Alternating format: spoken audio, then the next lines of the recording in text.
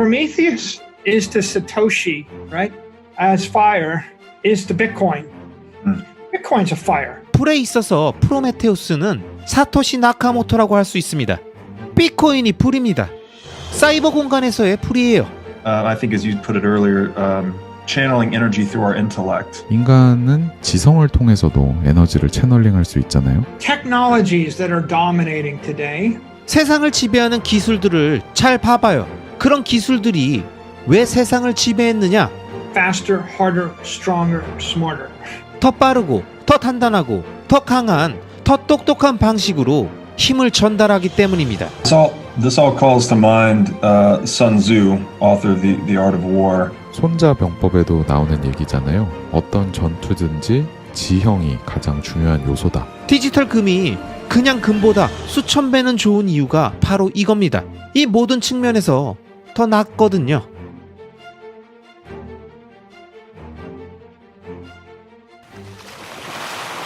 여러분은 왜 비트코인에 관심을 갖고 계십니까? 여러분은 돈이 뭐라고 생각하십니까?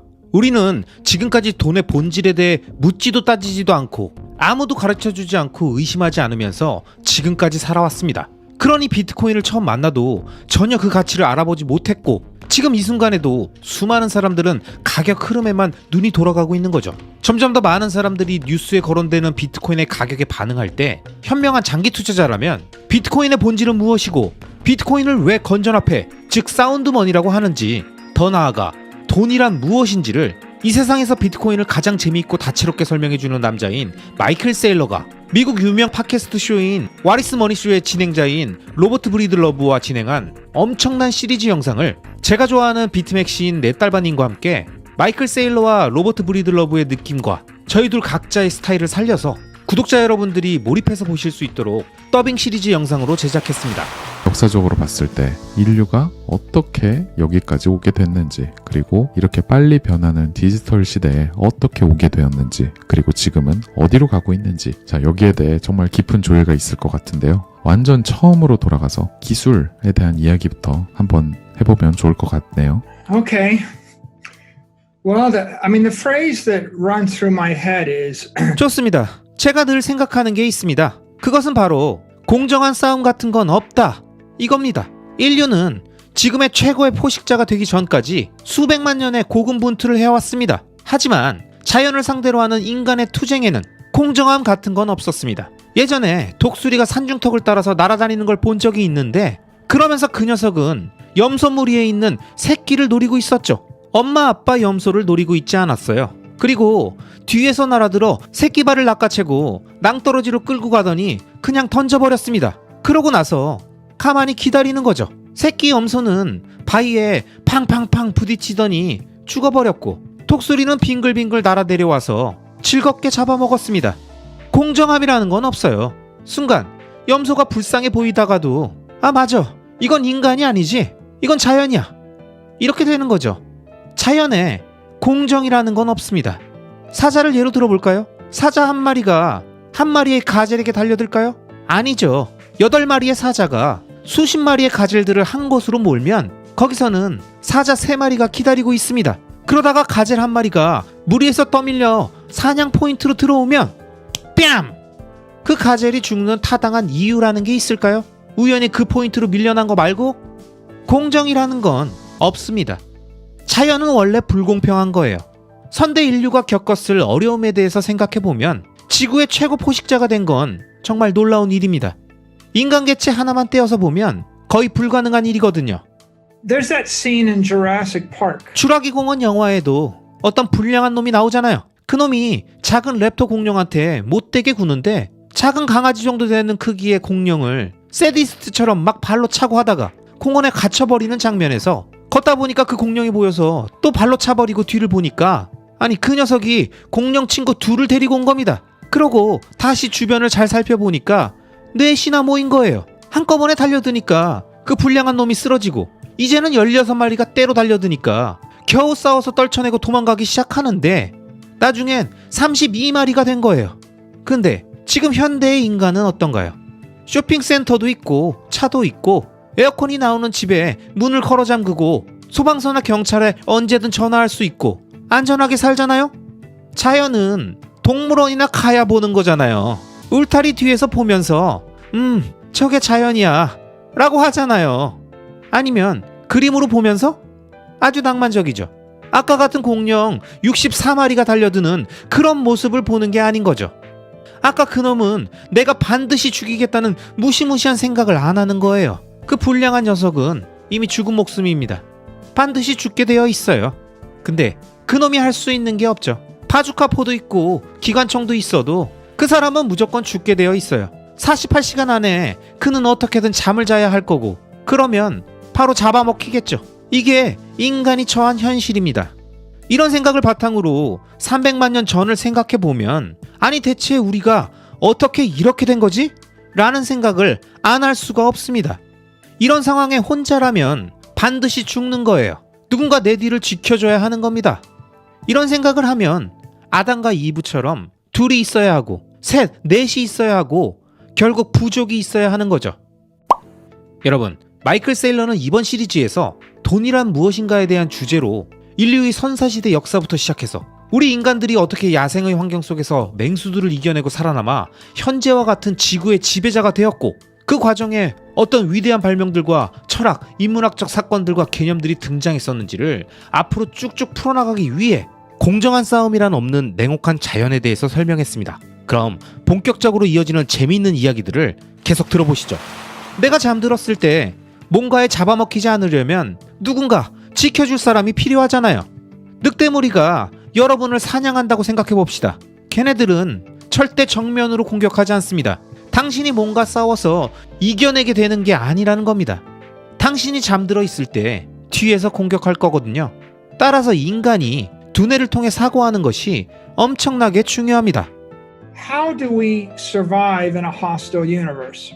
We have to figure out how we can get harder, smarter, faster, and stronger. 적대적인 환경에서 어떻게 해야 살아남을 수 있을까? 더 단단해지고, 더 똑똑해지고, 더 빠르고, 더 강해지는 겁니다. 이게 인간으로서의 첫걸음인 거예요. That takes us to the beginning of man. So if I look back at Stone Age technology, 석기 시대의 기술을 돌아봤을 때 우리는 대체 어떻게 이 무시무시한 자연을 이겨내고 우뚝 섰을까요? 여기에는 몇 가지 핵심적인 기술들이 있습니다. 불, 미사일, 수력, 더 많은 게 있겠지만 불 얘기부터 시작해보면 불은 인류의 주요 에너지 네트워크입니다. 에너지를 채널링하는 게 모든 것의 시작입니다. 그럼 불을 피운다는 게 뭘까요? 물질에 잠재된 에너지를 방출하는 연쇄 반응인 겁니다. 즉, 물질을 에너지로 바꾸는 것. 저장된 태양빛을 방출시키는 거랑 같은 그런 원리겠죠? 맞습니다. 인간인 우리가 어떻게 하면 호랑이, 늑대무리, 뱀 같은 애들을 이길 수 있을까요? 저장된 에너지를 수도꼭지 틀어서 쓰듯이 열어서 채널링을 해야 합니다. 인간을 위해 신들만 쓰던 불을 훔쳐서 전달해준 프로메테우스의 이야기가 신화인 이유가 바로 이겁니다. 불에 있어서 프로메테우스는 사토시 나카모토라고 할 수 있습니다. 비트코인이 불입니다. 사이버 공간에서의 불이에요. 이걸 사람들이 아직 깨닫지 못하고 있는데, 불이 바로 비트코인을 이해하는 설레인 거죠. 불의 발견이 뭘 의미하는지 생각해보면 되는데, 불이라는 게 늘 있어 온 거니까 대부분은 잘 생각해보지 않습니다. 그럼 석기 시대에 개인 차원에서 불을 가지고 뭘 할 수 있었을까요? 일단 불을 피우면 얼어 죽는 걸 막을 수 있었겠죠? 아주 유용한 거죠? 그리고 불을 사용해서 동물들을 쫓아낼 수도 있습니다. 즉, 불을 피워놓고 자면 얼어 죽지 않을 수 있고, 자다가 뱀이라도 들어와서 잡아먹히는 걸 막을 수 있다는 거죠. 게다가 벌레들도 쫓아내버릴 수 있으니까 정말 유용했겠죠? 그리고 사냥도 할 수 있습니다. 불을 이용하면 사냥감들을 도망가게 할 수 있으니까 머리를 좀 더 쓴다면 사냥감들을 절벽으로 몰 수도 있겠죠. 절벽으로 떨어지는 걸 지켜보고 아래로 내려가서 줍줍 하는 거예요. 근데 그런 거 없이 말이랑 싸운다고 생각해보세요.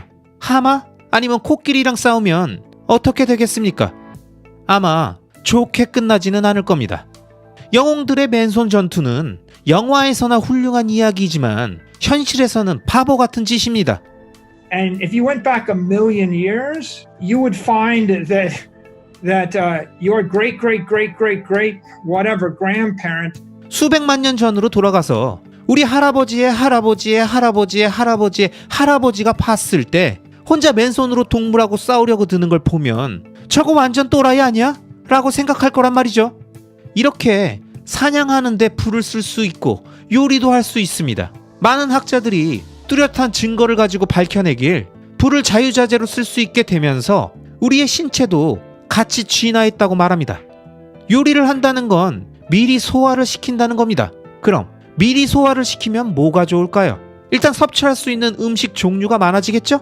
게다가 섭취한 음식을 에너지로 변환시키는 과정이 10배에서 20배나 빨라집니다. 이렇게 에너지 대사 효율이 10배나 증가하면서 인간의 소화기관의 길이가 짧아졌고 소화의 에너지를 적게 소모하는 것만큼 그 남는 에너지를 다른 기관, 특히 뇌에 더 많이 보낼 수 있게 된 겁니다. 요리를 안 하는 다른 동물들은 작은 뇌를 가지고 있잖아요. 요리하는 인간은 소화기관이 짧고 아무거나 먹을 수 있는 잡식성이기 때문에 생활할 수 있는 범위가 넓어지고 신진대사 효율이 높으니까 칼로리를 절환하는 시간도 10에서 15분이면 충분한 거죠. 근데 필요한 칼로리를 섭취하기 위해서 하루 종일 풀을 뜯고 있어야 하는 동물들도 있잖아요. 이처럼 요리라는 측면에서 불은 참 결정적입니다. 게다가 인간의 시야에도 결정적인 역할을 했습니다. 불을 이용해서 동굴, 캠프, 텐트 등 어디든 밝힐 수 있잖아요. 또한 인간의 소통에도 매우 중요합니다. 고대 유적을 여행하다 보면 어딜 가나 망루, 감시탑이 있죠. 로마인들이 만든 감시탑이 있잖아요. 탑에 불을 지피면 몇 마일이나 떨어져 있어도 볼 수 있습니다. 이게 일종의 신호 시스템을 만든 겁니다. 현대인들이 한 가지 잘못 생각하는 게 있습니다. 바로 우리가 유용하게 쓰고 있는 것들이 2000년, 3000년에 걸쳐서 만들어졌다고 생각하는 겁니다. 아니죠. 이미 10만 년 전부터 대부분의 것들을 해오고 있었습니다. 전부 다 기록된 건 아니겠지만 그때도 인간은 상당히 똑똑했어요. 암튼 불이라는 걸 온갖 데에 쓰기 시작하면서 결국 의사소통에도 쓰게 되는데 여기서 한 스텝 더 나아가 보면 뭔가 단단한 걸 만드는 데 쓸 수 있습니다. 요리하는 걸 넘어서 뾰족한 창끝을 더 단단하게 만들 수 있고 금속 가공에도 쓸 수 있죠. 이렇게 금속 가공까지 불을 쓰게 된 이 시점이 바로 석기 시대에서 청동기, 철기 시대로 넘어가던 때인 겁니다. 이처럼 불은 모든 제조 과정의 필수입니다. 하나만 더 해볼까요? 제가 만약 로봇 당신에게 1000에이커의 숲을 줬다면 당신은 그 숲을 어떻게 정리할 겁니까? 불이 가장 쉬운 방법인 것 같네요. 트랙터? 기원전 10만 년 전에요? 그냥 불로 태워버리면 되잖아요. 그렇네요. 그죠? 예전에도 이런 얘기도 본 적이 있습니다. 원신들이 몰려다니면서 사냥감을 쫓아가고 사냥감은 도망다니고 등등. 정말 그랬을까요? 전혀 아닌 것 같은데요. 그러게 진짜 그러게요. 그러진 않았겠네요. 우리가 기원전 10만 년 전 어딘가에 뚝 떨어졌다면 과연 팔다리만 가지고 이 동물 저 동물 쫓아다닐 수 있을까요? 노노노. 일단 협곡을 찾은 다음 한쪽 끝에는 불을 피우고 다른 쪽 끝에는 참호를 파서 마스토돈이 걸려들게 해서 목을 부러뜨리는 거죠. It's sort of life's way to take the most energy efficient strategy, right? 어찌 보면 가장 에너지 효율이 뛰어난 전략을 택하는 거라고 볼 수 있겠네요. 독수리도 염소와 싸우는 게 아니라 절벽으로 떨어뜨려 버리면 중력이 나머지 일을 해주는 거잖아요. 불을 쓴다는 건 참 재밌는 얘기네요. 자연과의 투쟁에서 우리 인간의 전략을 더욱더 고도화시키는 거니까. 그리고 아까 얘기한 것처럼 인간은 지성을 통해서도 에너지를 채널링할 수 있잖아요. 뒤에서 할 얘기지만 인간의 지성이란 결국 상호 간의 거래를 통해 더 발전해 온 건데 인간은 협력을 통해서 얻을 수 있는 합이 우리 각자 인간들의 부분 합보다 더 많아지게 한 거니까 그게 바로 경제학의 핵심이기도 하고요. 각자 가진 아이디어를 교환하고 시간이 흐를수록 점점 더 발전하면서 인류의 생존 전략이 더욱더 발전하는 거니까요. The phrase, right? You're playing with fire. Be careful, you might get burned. 이런 말도 있잖아요. 불장난하니? 태워먹지 않게 조심해. 인간이 다른 동물에 비해 독특한 점은 불을 자유자재로 다룬다는 겁니다. 그리고 불을 마스터한 시점부터 엄청나게 빠른 속도로 진화하기 시작했죠. 유전적으로도, 지적으로도, 사회적으로도 진실의 불, 믿음의 불이라는 것도 생각해보면 불을 잘 지킨다는 건 정말 큰 의미가 있었던 게 도시, 마을, 부족 등의 어떤 문명이든 불이 없어져 버리면 아마 다 죽었을 겁니다. 불은 절대 꺼져서는 안 되는 거예요. 비트코인이나 비트코인 네트워크는 불이나 다름없습니다. 불처럼 이것도 꺼지면 안 되는 겁니다. 비트코인에 불을 지피는 것에 대해서 제가 예전에 얘기했잖아요. 진실의 불에 계속해서 불을 지피고 꺼지지 않게 관리하는 사람이 되는 거, 이건 역시 수천 년 전부터 있었던 아이디어였죠. 100만 년 전 인간에게 있어 불을 관리하는 건 생사를 가르는 기준이었을 겁니다. 불을 어떻게 해서 잘 피웠습니다. 아주 좋았겠죠? 근데 10만 년 전 영상 5도 날씨에 비까지 오고 있는 상황을 생각해 보자고요. 심지어 영하로 내려가면 어떻게 되겠습니까? 날씨는 춥고 몸도 젖었는데 불이 꺼지면 그냥 죽는 겁니다. 학구적으로 들여다볼 게 아니라 진짜 심각한 상황인 거예요. 이처럼 인간이 불을 사용하면서 모든 것이 바뀌게 되었고 뒤따르는 수많은 발전에 대해서 여러 생각을 해볼 수 있습니다. 불을 사용하면서 우리의 뇌가 점점 더 발전하고 더 오래 생존할 수 있게 된 거죠. 여러분, 재밌게 보고 계시죠?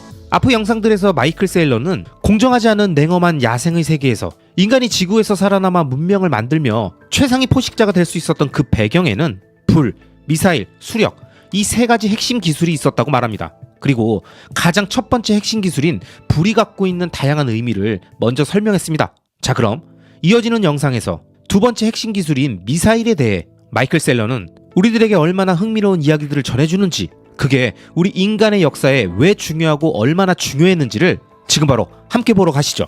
Let's go! A next observation is 다음으로 넘어가 보겠습니다. 사자, 호랑이, 곰하고 싸운다고 생각해 보자고요. 아니면 뭐 아무 동물이나 골라봐도 됩니다. 옆에서 같이 싸워주는 대형견도 있다고 해도 이게 쉬워 보입니까? 싸워보고 싶은 생각이 들까요? 만약 상대가 10마리라면 어쩔 겁니까? 아니면 도망가는 놈을 달려서 쫓아가는 건 어떻게 생각합니까? you know, in runner's world, right? 러너스 월드를 읽어보면 인간이 어떻게 항상 달릴 수 있는지에 대해서 나와 있습니다. 왜냐하면 고대 인류는 먹이를 쫓느라 하루에 20에서 30마일씩 달렸기 때문이죠. 사냥감이 지칠 때까지 계속 달려서 쫓았던 겁니다. 뭐 그것도 방법 중 하나겠죠. 근데 저녁 시간이라서 배가 고픈 상황에서 도망치는 뭔가를 잡으려면 어떨까요? 지쳐 죽을 때까지 20시간 연장으로 달리고 싶지는 않을 겁니다. 이럴 때 더 나은 아이디어는 미사일로 목표를 명중시키는 겁니다. 여기서 말하는 미사일이란 새총, 투석기나 활, 화살 등을 포함한 표현입니다. 화살촉은 10만 년 전부터 있었는데 대부분 슬링이라고 하면 애들이 갖고 노는 고무새총을 떠올리지만 제가 말하는 건 다윗과 골리앗에서 나오는 새총입니다. You study Roman history and you go back 1,000 years before Rome. 역사를 공부해보면 로마 시대보다 앞선 1000년 전에 이미 새총수라는 게 있었습니다. 이비자 섬과 같은 발레아레스 제도는 이걸로 아주 유명했거든요. 고대 문헌에서 이걸 어떻게 묘사하냐면 발레아레스 제도의 원주민들은 아이들이 말을 시작하기도 전인 3살부터 새총 훈련을 시켰다. 길이가 2m나 달하는 이 새총은 동물 섬유를 꼬아 만들었다. 이렇게 쓰여 있습니다. 만약 야구공을 던질 때 긴 팔로 던지면 어떻게 되나요? 마치 채찍처럼 엄청난 지렛대 효과를 얻게 되잖아요. 따라서 발레아레스 제도의 원주민들이 쓰던 새총이라고 표현했던 이 투석기는 팔 길이를 3m 수준으로 증폭시켜주는 효과가 있었고, 이런 훈련을 원주민들은 3살부터 받은 겁니다. 그리고 15년 동안 밥 먹고 그 짓만 했는데 완전 잘하게 됐겠죠?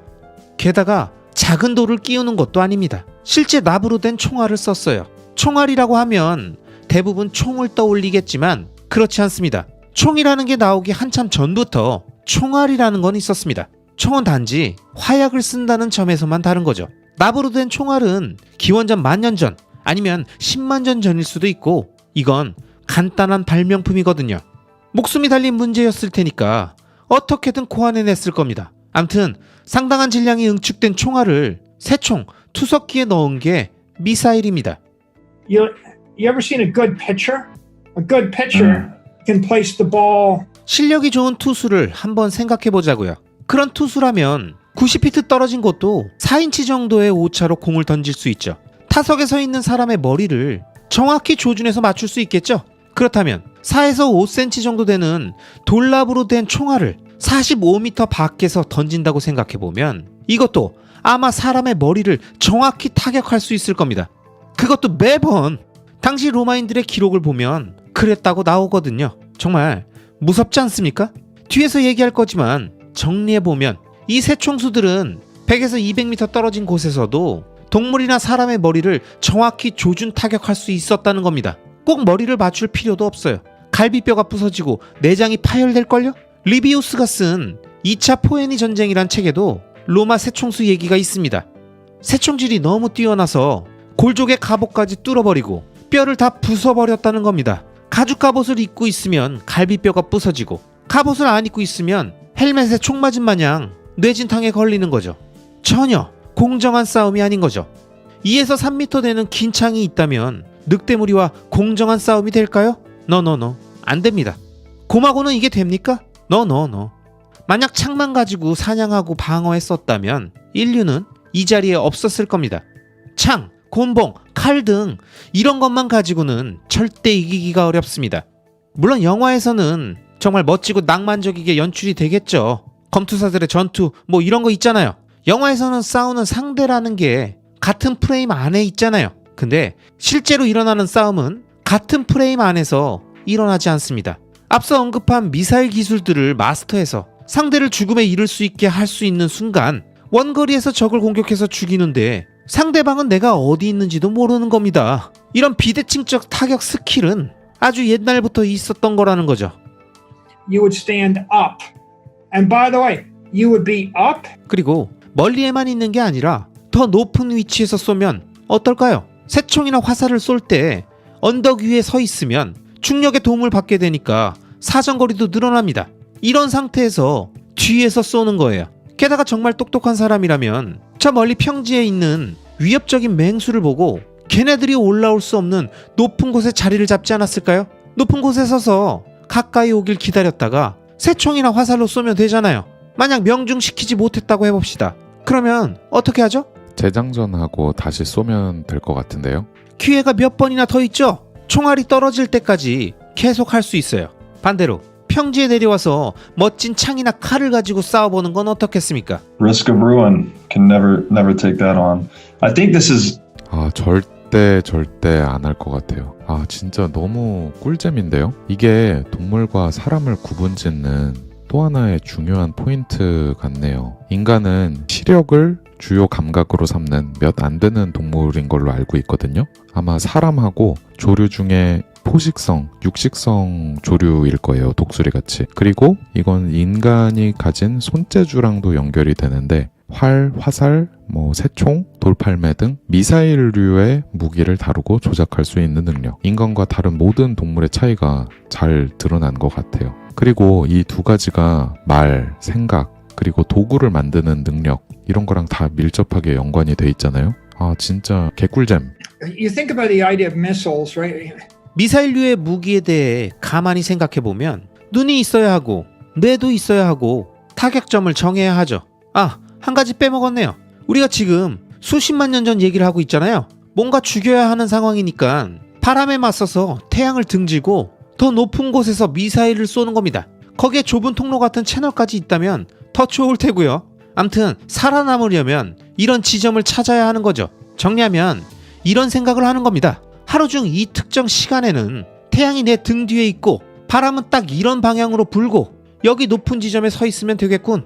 응? 근데 여기에 올라올 만한 길이 있네. 이거 막아놔야겠다. 새총 날리기 시작했는데 곰이 나를 잡아먹으러 오면 안 되니까. 그리고 총알은 단디 준비해놓고 눈은 안 나. 다시 말하지만 이건 공정한 싸움이 절대 아닙니다. 이런 점에서 두 가지 유형의 인간이 있었겠죠. 이런 모든 것들을 다 생각해내는 인간. 그들이 바로 우리들의 조상들이었겠죠. 반대로 좀 엉성한 바람에 이런 것들을 제대로 해내지 못했던 인간. 그들은 죽어간 거죠.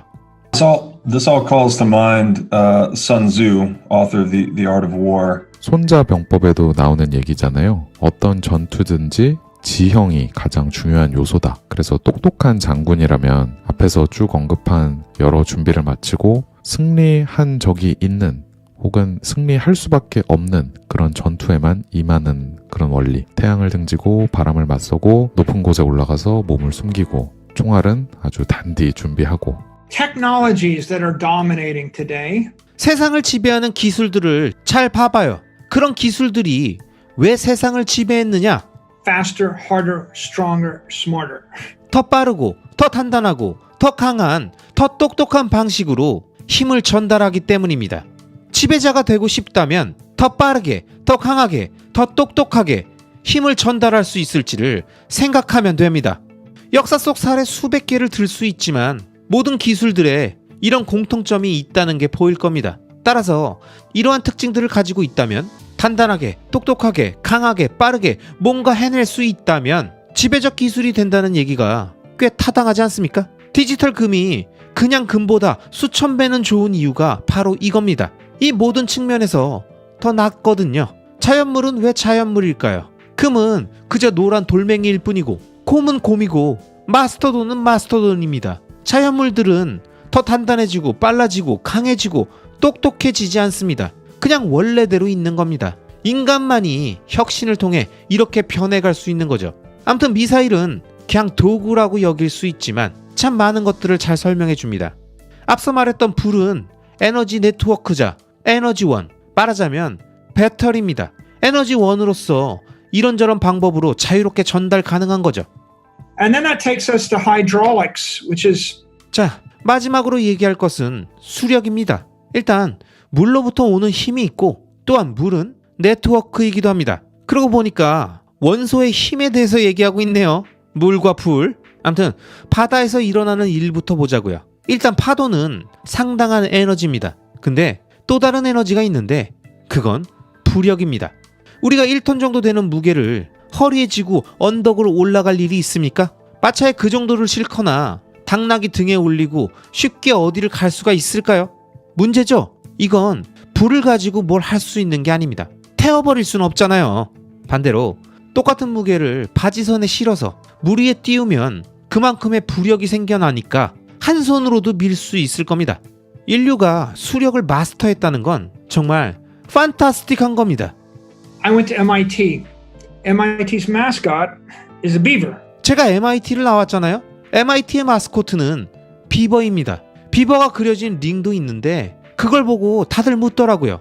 왜 비버냐고. 왜냐하면 비버는 자연 야생의 엔지니어이기 때문입니다. 비버는 시력도 안 좋고 짧고 뒤뚱거리는 동물임에도 주변을 둘러보고 물이 어떻게 흐르는지를 보는데 스라손이 미끼나 곰의 저녁 식사가 될 수도 있겠지만 비버가 뭘 하는지를 보면 정말 믿을 수 없을 정도입니다.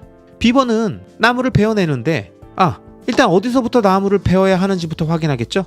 그러고 나서 나무를 베입니다. 그리고 그걸 댐으로 만들죠. 그렇게 물줄기를 댐으로 채널링해서 물 웅덩이를 만드는 겁니다. 주변 지형을 속속들이 파악하고 있는 거죠. 물 웅덩이 한가운데에는 작은 오두막을 만드는데 입구는 물속에 있습니다. 그렇게 오두막 안에서 생활하는 거예요.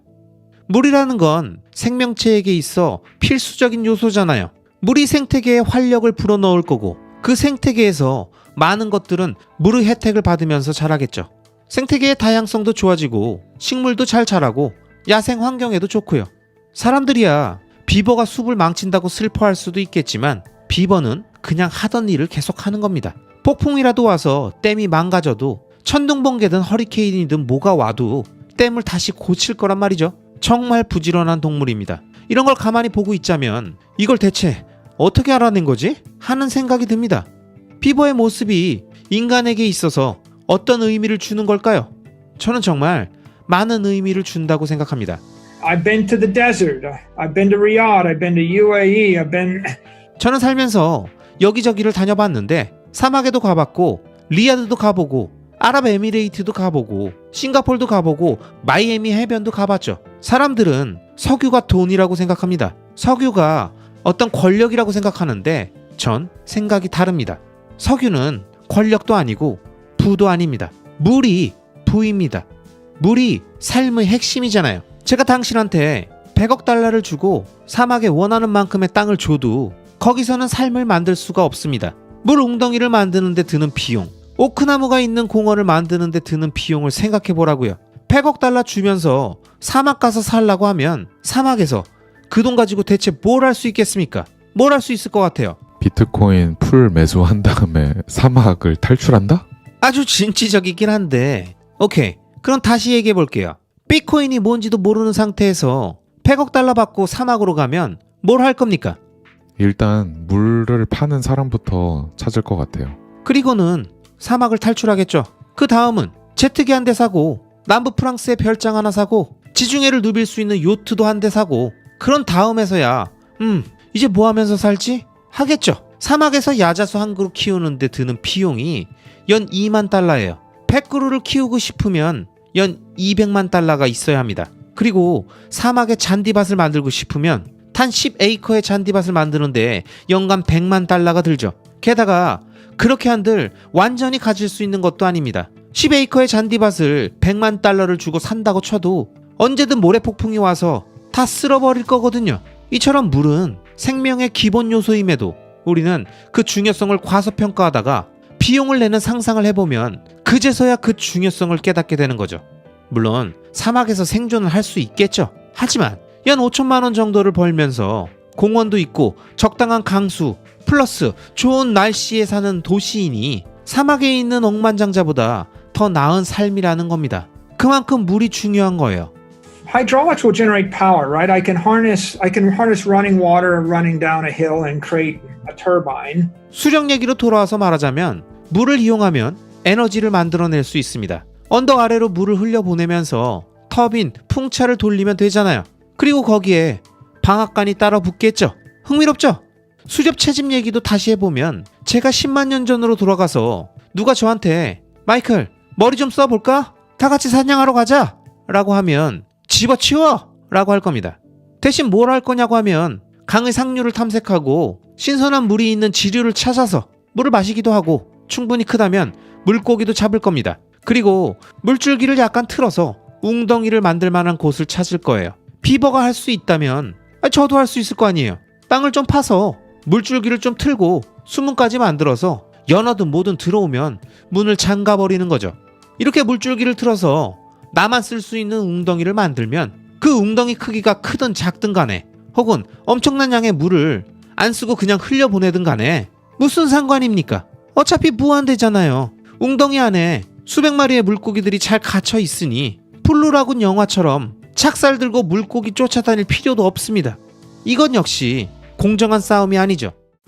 여러분, 마이클 셀러 이 얘기 잘 듣고 계시죠? 계속 쭉 듣다 보면 점점 빨려 들어가면서 보고 계실 텐데요. 마이클 셀러는 우리 인간이 지구를 정복하고 최상위 포식자가 된 결정적인 기술 3가지인 불, 미사일, 수력 중에 미사일이라고 말했던 원거리 공격 무기들에 대해 그동안 우리가 알지 못했던 신기하고 재미있는 오래된 역사들을 쭉 설명해 주었습니다. 추가로 수력, 즉 물이 갖는 엄청난 위력과 가치에 대해서 간단히 인트로 개념으로 설명해 주었는데요. 그럼 이어서 본격적으로 수력이 갖는 우리가 지금껏 상상하지 못했던 기가 막힌 이야기들을 마이클 셀러를 통해 함께 들어보시죠. 렛츠고! 낚싯바늘도 필요 없어요. 다이너마이트로 잡는 겁니다. 웅덩이를 냅다 폭파시켜버린 다음에 걸어가서 줍줍 하면 되는 거예요. 다이너마이트가 없다면 물줄기를 이미 틀어놨으니까 물은 계속해서 들어올 텐데 물고기가 얼마나 많이 유입되겠습니까? 전부 다 제 거인 거죠. 웅덩이에 한번 들어온 물고기들을 가지고 제가 뭘 할 것 같습니까? 하루에 한 마리씩만 잡으면 됩니다. 그냥 웅덩이 안에서 헤엄치게 냅두는 거예요. 겨울이 와서 물이 얼면 무슨 상관이에요? 작은 구멍 하나 뚫어서 매일매일 한 마리씩 잡아 먹으면 됩니다. 힘들게 쫓아다닐 필요가 없어요. 사냥감을 쫓아다니다 보면 발목을 삘 수도 있고 잘못해서 발목이 부러지면 죽는 거잖아요. 뭔가 열심히 쫓아다니다가 늑대물이나 마스터돈을 만나기라도 하면 또 도망 다녀야 하고요. 이처럼 수력은 마실 것, 먹을 것을 우리 앞에 갖다 줍니다. 또한 나를 위협할 만한 동물이 있다고 생각이 들면 주변에 도랑을 파놔서 접근 못하게 하면 되는 거예요. 해자를 만들어 놓는 거죠. 만약 내가 해변에 산다면 나는 천연 조수지를 찾으면 됩니다. 그리고 그 안으로 무슨 동물이든 알아서 기어들어오게 두면 되지 않을까요? 혹시 메인주에 랍스터맨을 본 적이 있나요? 랍스터맨? TV에서만 본 적 있는 것 같은데요. 만약 랍스터맨에 대해 처음 듣는 사람이라면 가재를 통발로 잡는 사람이라고 생각하겠지만 실제로 뭘 하는지를 보면 가재를 사냥하거나 잡는 게 아닙니다. 가재 농사를 짓는 거죠. 사냥과 양식은 큰 차이가 있죠. 통발을 만들어서 그 안에 가재가 좋아하는 청어 같은 것 좀 넣고 통발 여러 개를 바다에 던진 다음에 그냥 기다리면 됩니다. 게으른 가재들은 통발로 기어들어와서 먹이를 먹지만 결국 갇히겠죠. 통발을 끌어올려서 큰 가재는 잡고 작은 가재는 그대로 둡니다. 더 클 때까지 기다리는 거죠. 랍스터맨들은 일종의 가재 농업을 하고 있는 겁니다. 가재들은 가재 호텔에서 평생 행복하게 사는 거죠. 가재 입장에서도 그렇게 나쁜 건 아니잖아요. 제가 만약 당신한테 공짜로 먹여주고 재워주는 대신 70세가 되는 해에 잡아먹겠다고 하면 이건 굉장히 별로겠지만 만약에 750살까지 이걸 해준다면 어떨 것 같나요? 35살까지 자유롭게 살다가 바라쿠다한테 잡혀먹히는 것보다 낫지 않겠어요? 가재 입장에서는 자연보다는 바닷가재 호텔에서 사는 게 더 나을 수도 있다는 거죠. 게다가 10배는 더 오래 살잖아요. 얘네들이 그렇게 오래 살 수 있는 건 아니니까요. 가재들은 실제로 이걸 좋아합니다. 길들여진 거죠. Nature tends to pursue the most energy efficient strategy available to it, right? 그렇네요. 자연은 어차피 가장 에너지 효율적인 방식을 추구하잖아요. 절벽으로 염소 새끼 끌고 가는 독수리나 지금 얘기한 랍스터 호텔을 즐기는 가재나 뭐 물줄기를 틀어서 연어 떼를 잡으려는 인간이나 결국 효율적인 거, 가성비 높은 옵션을 취하려는 경향이 있는데 그게 어떻게 보면 우리가 흔히 말하는 생산성이라는 거의 본질 그 자체잖아요. 에너지를 채널링하는 겁니다. 한 곳으로 모아서 집중시키는 거죠. 그죠? 낭비되는 과정을 없애는 거기도 하고요. 최대한 효율적이고 유용한 방식으로. The pyramids got built 2,000 years before Cleopatra and Caesar. 클레오파트라, 시저가 있기도 전인 2000년 전에 피라미드가 있었습니다. 대체 어떻게 그 돌들을 끌어올렸을까요? 유튜브에서 예전에 본 게 있는데 2톤 4톤씩 하는 돌을 위로 옮기기 위한 수력 엘리베이터가 나오더라고요. 정말 그렇게 했을 거라고 생각이 되더군요. 피라미드를 짓기 위한 수력학. 유튜브에서 본 적은 없어요. 제가 본 거는 뭐 통나무를 아래 깔아서 굴리는 거? 수력을 어떻게 사용했다는 거죠? 튜브 같은 구조에 물이 차 있다고 가정해봐요. 튜브 하단부터 시작하는 건데 물에 뜨는 것들을 달아 넣는 거죠. 동물 가죽으로 풍선을 만들고 돌에 매달아 놓으면 부력을 이용해서 위로 나오는 거예요. 튜브끼를 쭉 따라서 옮길 수 있는 거죠. 1000피트의 돌을 옮기는 건 어렵지만 20피트 정도는 옮길 수 있을 테니까요. 수로를 이용해서 물건을 옮기는 거랑 같은 원리인데 게이트를 닫아서 한쪽 입구를 막아놓고 물건을 띄운 다음에 반대편 출구를 열어서 나오는 거죠. 이런 게 줄줄이 소세지처럼 있으면 수십만 톤의 돌들을 물을 이용해서 쉽게 옮겨지는 거예요. 와우. 핵꿀잼 인정? 그 방법이 가장 타당해 보인다는 게 제 생각입니다. 이처럼 물을 이용하면 양식도 해, 고기도 잡아, 안전도 확보해, 위생시설에도 사용할 수 있어. 물과 그 역학을 이해하지 못했더라면 문명의 요람 같은 건 없었을 겁니다. 또 다른 예시를 들어보겠습니다. 산토리니에 가보면 거기는 아래를 조망할 수 있는 칼데라 위에 지어져 있습니다. 그 하얀색 도시 말씀이시죠? 정말 아름다운 도시죠. 지금은 20세기서부터 항구에서 엘리베이터를 타고 올라갈 수 있습니다. 근데 보니까 내려가는 길에 당나귀를 타고 갈 수도 있더라고요. 올라갈 때 내려갈 때 다 타볼 수 있어요.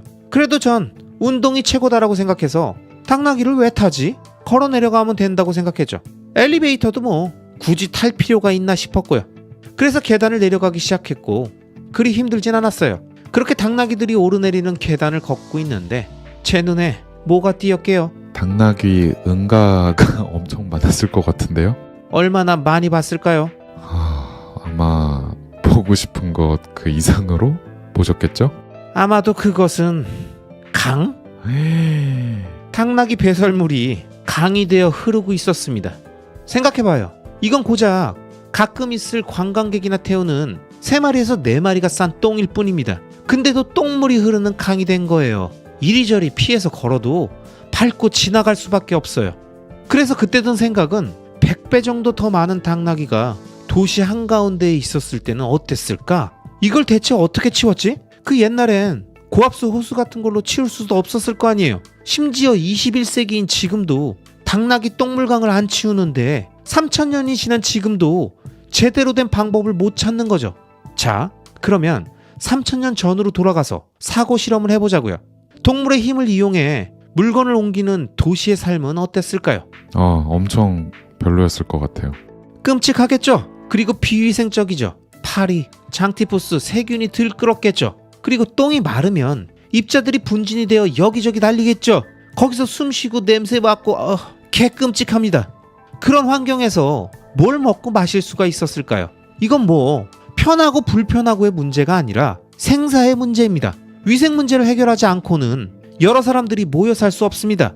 바로 그때 아주 본능적으로 떠올랐던 거죠.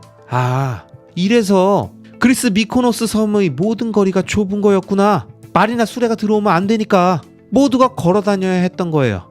로마의 기사들이 말을 타는 특정 계급이었던 것도 같은 이유죠. 고대 로마 시대의 최상위 1% 아니면 0.1%만이 말을 타고 다니는 기사 계급이었습니다. 즉 로마 귀족은 말을 탈 수 있는 계급이었다라는 거죠.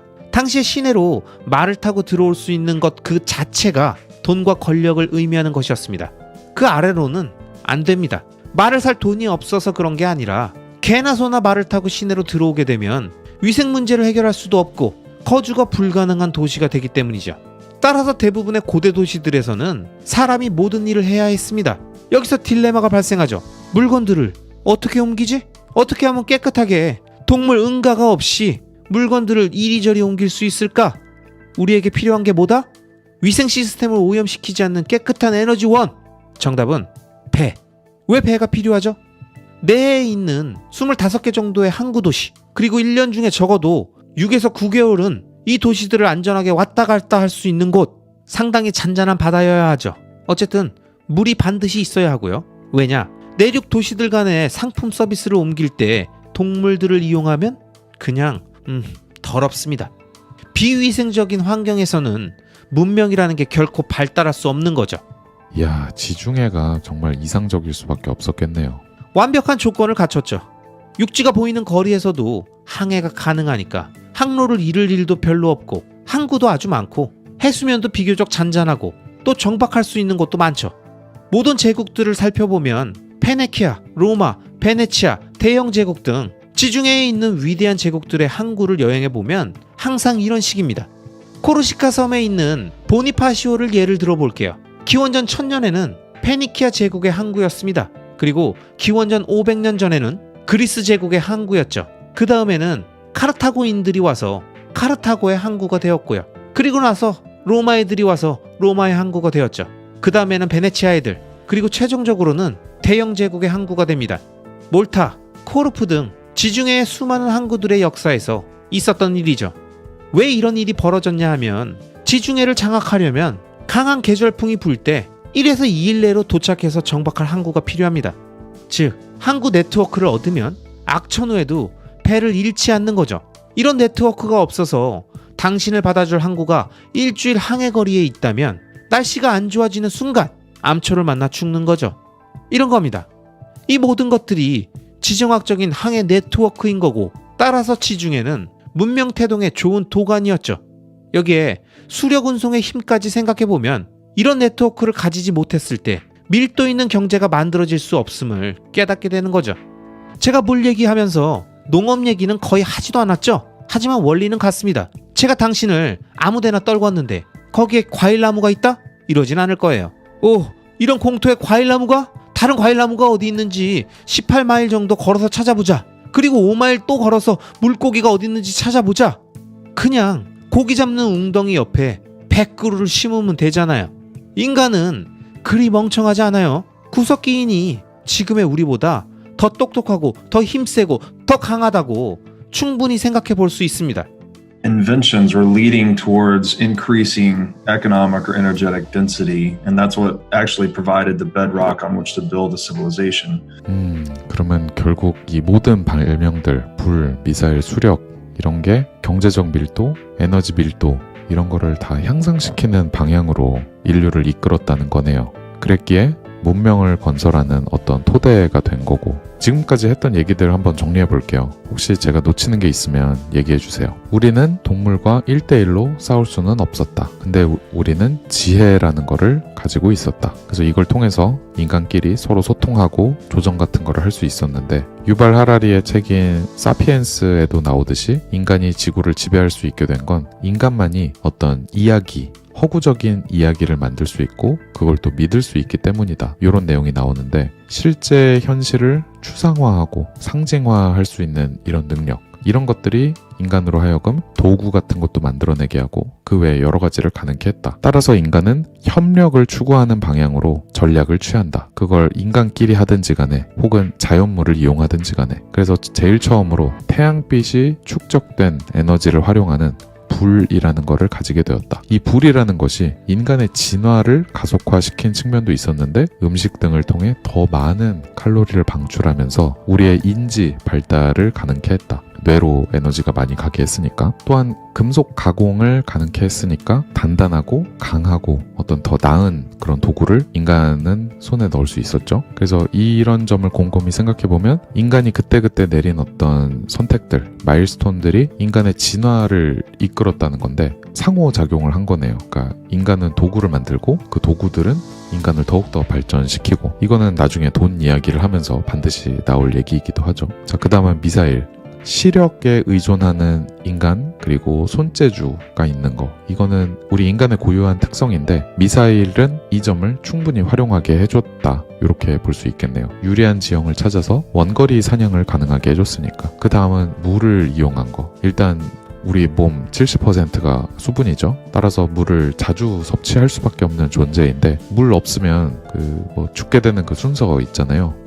산소가 첫 번째고 물이 두 번째고, 공기 없이는 3분, 물 없이는 3일, 음식 없이는 3달.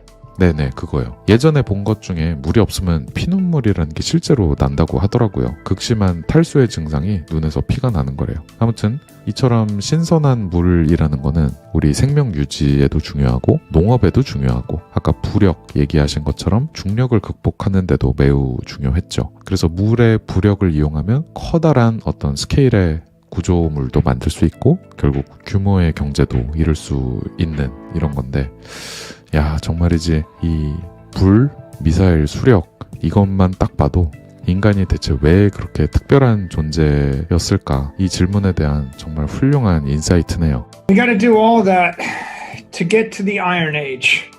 자, 이제 철기 시대로 고고싱 해볼까요? 여러분, 영상 보다 보니까 시간이 금방 흘렀죠? 이거 빨려들어서 보다 보면 순삭입니다. 제가 계속 리마인드 차원에서 말씀드리지만, 마이클 세일러는 석기 시대의 인간이 지구상의 최상의 포식자가 될 수 있었던 결정적인 핵심 기술을 불, 미사일, 수력이라고 이야기하면서 앞의 영상들을 통해서 관련 내용들을 흥미롭게 쭉 풀어줬습니다. 그리고 이제부터 마이클 세일러는 인간이 그 핵심 기술들을 바탕으로 석기 시대에서 청동기를 거쳐 철기 시대로 넘어가면서 나타난 인간만의 위대한 창조물들에 대해서 이야기하는데요.